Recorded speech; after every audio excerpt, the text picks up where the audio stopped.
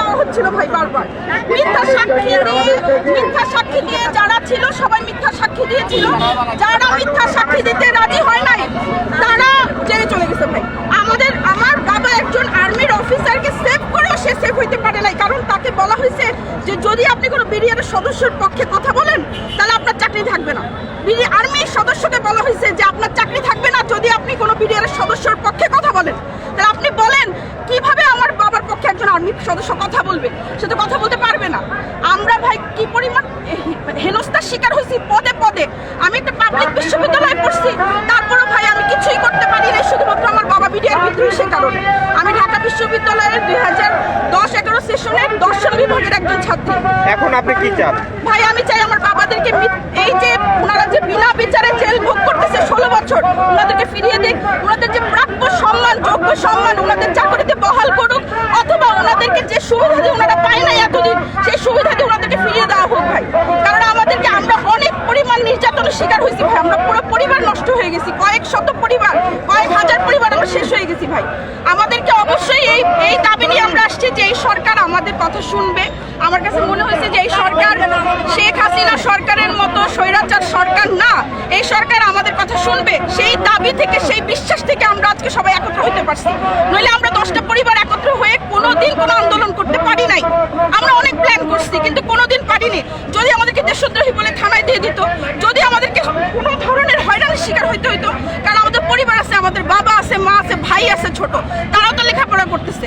আমরা কোনোদিন কোনো কিছু বলতে পারি নাই, প্রতিবাদ করতে পারি নাই ভাই। আমার বাবাদেরকে নিঃশর্তভাবে মুক্তি দিয়ে দিক, আমার বাবাদেরকে চাকরিদেরকে, এর সবাই আমাদের বাবা, সবাই আমাদের আত্মীয়, সবাই আমরা এক। আমাদের সবাইকে ভাই এই হয়রানি থেকে মুক্ত করুক। আমাদেরকে এই সরকারের কাছে জোর দাবি, তাদেরকে চাকরিতে বহাল করুক, মুক্ত করে খুব দ্রুত মুক্তির ব্যবস্থা করে দিক ভাই। আমরা একটু তোমার সাথে কথা বলবো, সামনে আসো তো। ভাইয়া আমি তোমার কাছে জানতে চাচ্ছি যে বিডিআর বিদ্রোহ যখন হয়েছে, মানে তুমি কতটুকু ছিলে বা এই 16টা বছর তো কীভাবে তোমার কাছে বাবা আছে সেটা নিয়ে একটু বলতে। 16 বছর যাবৎ আটকে আছে। আমি যখন মার গর্ভে ছিলাম 3 মাস বয়স, 3 মাস 3 মাসের পেটে ছিল তখন। আমি চাই আমাদের সব বিডিআর যারা সবাইকে মুক্তি দেওয়া হোক। আমি আমার বাবার ভালোবাসা স্নেহ কিছু চাই না। আমি চাই সবাইকে মুক্তি দেওয়া হোক। মহিলারা সবার সামনে ভাই একটু সময় দেন আমাদের একটু জানতে চাচ্ছি যে তুমি এই যে 16 বছর বড় হয়েছে, বাবার কোনো ভালোবাসা ছিল ছাড়া বড় হয়েছে, এর জন্য কাকে দায়ী করবে? এর জন্য সরকারকে দায়ী করছি।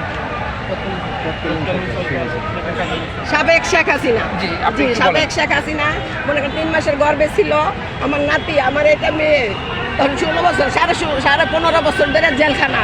আমরা কোনোদিন সাক্ষাৎ করতে গেল ওই গ্রিলে থাকতে একটু একটু আমরা ঘরে না খাইয়া না থেকে অনেক কষ্টে, অনেক এই মেয়েটারে নিয়ে ছিলাম এত বছর ধরে, অনেক কষ্টে রয়েছি।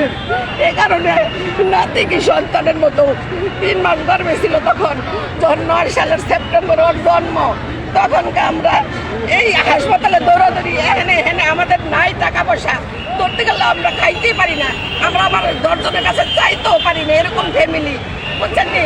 মানে আমাদের কষ্টটা তো একমাত্র আল্লাহ বুঝছে, আর কেউ বুঝে নাই।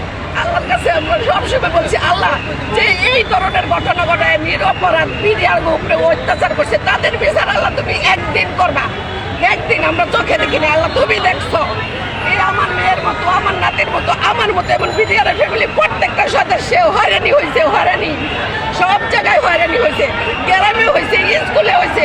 প্রথম নাতির স্কুলে ভর্তি করতেছি, অনেক কথা করছে,